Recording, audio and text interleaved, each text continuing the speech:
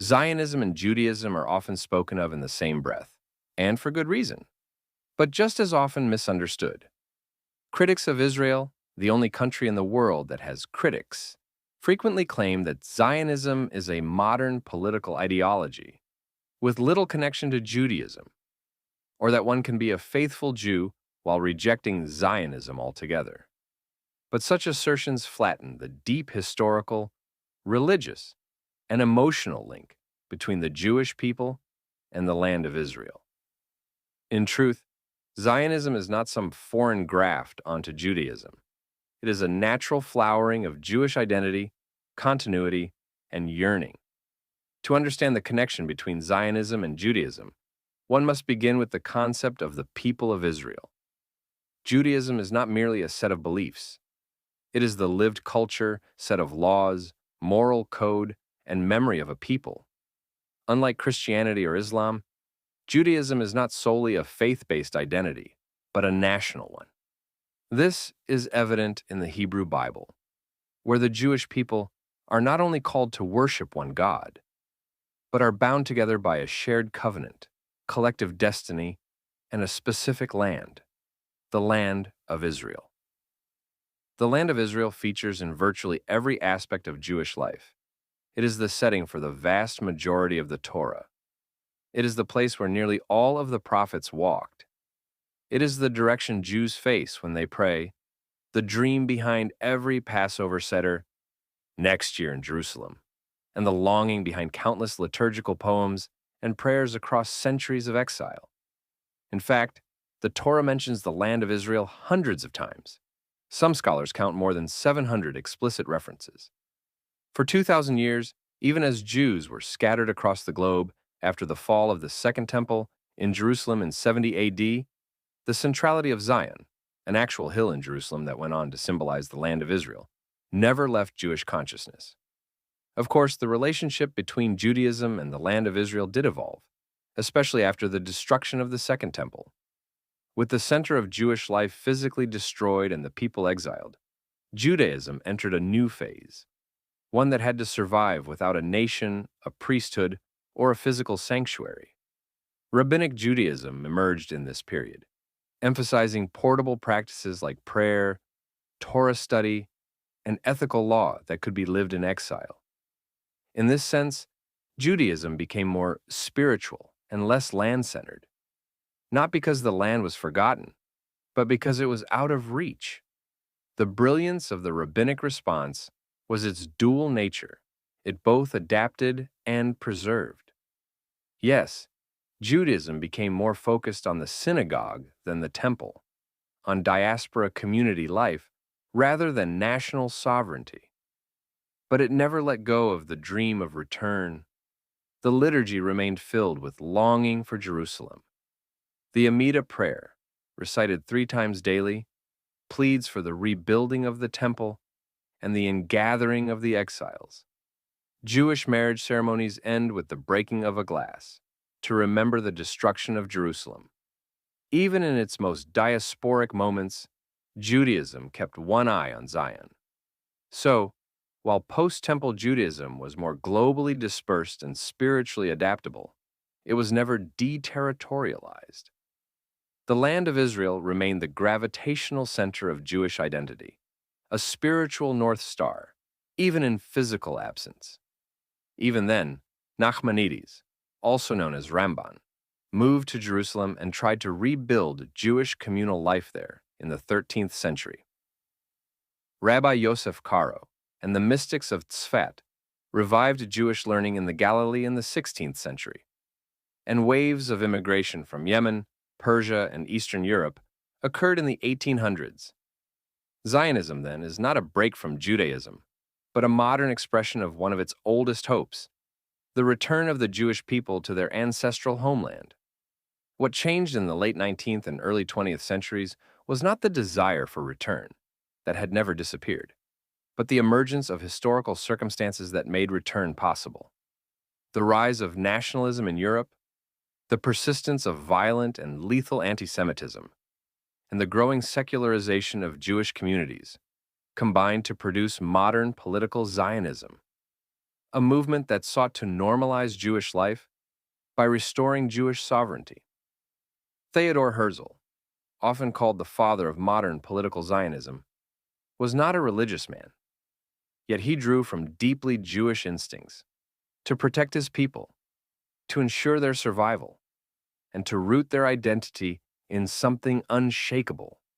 Religious Jews, too, developed their own streams of Zionism, some seeing the return to Zion as a divine process, others focusing on the practical commandments of settling the land. Though they disagreed on method and meaning, both secular and religious Zionists were drawing from the same ancient well, the covenantal bond between Jews and their homeland. And yet, the emotional and spiritual foundations of Zionism predate the formal political movement by decades. Israel's national anthem, The Hope, is based on a poem written by Naphtali Herz Imber in the 1870s, a full 2 decades before Herzl convened the first Zionist Congress. Its verses express the age-old longing of Jews to return to Zion, quote, "As long as in the heart within, the Jewish soul yearns. Our hope is not yet lost. That hope was not manufactured in a conference room. It was lived, sung, and carried in Jewish hearts long before Zionism had a name." To that end, Israel's first prime minister and one of its founding fathers, David Ben-Gurion, used to quote this scripture from the book of Joel, quote, "The old shall dream dreams, and the young shall see visions." This prophetic verse captures the essence of Zionism, the merging of ancient memory and youthful vision. It wasn't just a national revival. It was spiritual alchemy, where prayers became passports and tears became blueprints. One of the most astonishing achievements of Zionism, both symbolic and literal, was the revival of Hebrew. For centuries, Hebrew was a sacred language of prayer and study, not of street conversations or statecraft. But Zionism transformed it into a living, breathing modern language. This was not just linguistic innovation, it was cultural resurrection. Today, Hebrew, Israel's official language, is spoken by millions. With it came not only communication, but continuity, connecting modern Israelis directly to the words of the Torah, the Psalms, and the prophets. No other nation in human history has brought a sacred language back to life and made it central to everyday life. Even Israel's flag is a testament to this ancient connection. Designed in the late 19th century by early Zionists, the flag deliberately resembles the tallit, the Jewish prayer shawl. The 2 blue stripes mirror those found on the tallit, and the Star of David in the center, long a symbol of Jewish identity, anchors the flag between heaven and earth. The tallit is no mere garment. It is a commandment. In the Torah, Numbers 15:38, Jews are instructed to attach fringes, tzitzit, to the corners of their garments, so that you may look upon them and remember all the commandments of the Lord. When a Jew wraps themselves in a tallit, they are quite literally cloaking themselves in memory, responsibility, and holiness. It is a daily act of spiritual identity and collective belonging. So when the Israeli flag flies, it's not just a national emblem. It's a prayer in fabric. It declares, this land is not just where we live, it's who we are. There are, of course, Jews who reject Zionism, just as there are Jews who reject Torah observance. Jewish identity is wide, diverse, and even contradictory. But loud, singled-out fringe voices, whether ultra-Orthodox anti-Zionists or far-left Jewish critics of Israel, cannot erase the fact that Zionism is a movement born out of Jewish experience and nourished by Jewish memory. To suggest that Zionism is somehow so-called colonialism is to erase thousands of years of Jewish connection to the land. No other people on earth has maintained such an unbroken link, through scripture, ritual, language, and longing, with a particular place. Zionism may have taken on the tools of modern statecraft, diplomacy, and defense, but its roots are ancient. The modern state of Israel is not a foreign entity imposed on a native people. It is the rebirth of a native people on its ancestral soil. Even the name Israel speaks to the identity at the core of this entire story. In the book of Genesis, Jacob wrestles with an angel and is renamed Israel, meaning one who wrestles with God.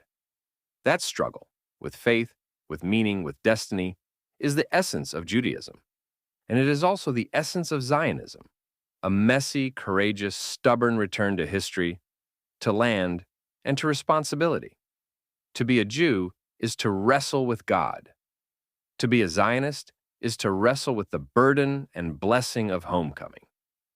In the aftermath of the Holocaust and in the face of continued anti-Semitism, Zionism has proven to be not only a moral imperative, but a spiritual and civilizational necessity.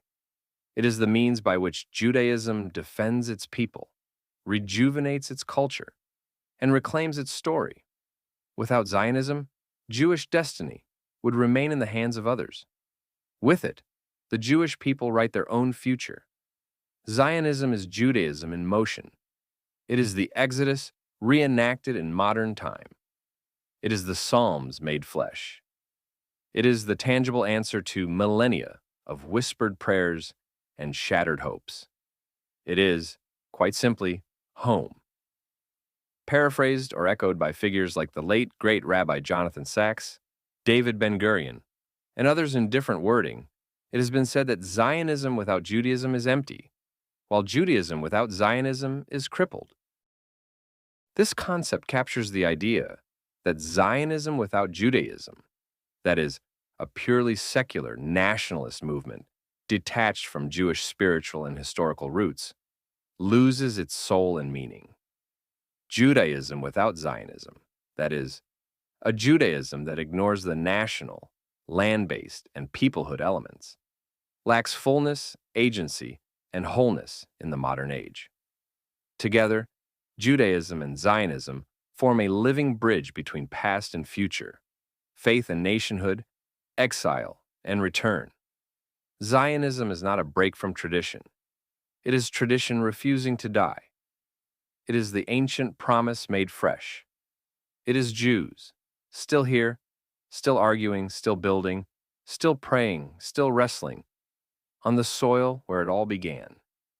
It is not just the rebirth of a nation, but the reawakening of a people's soul. That is the link between Zionism and Judaism, and it is unbreakable.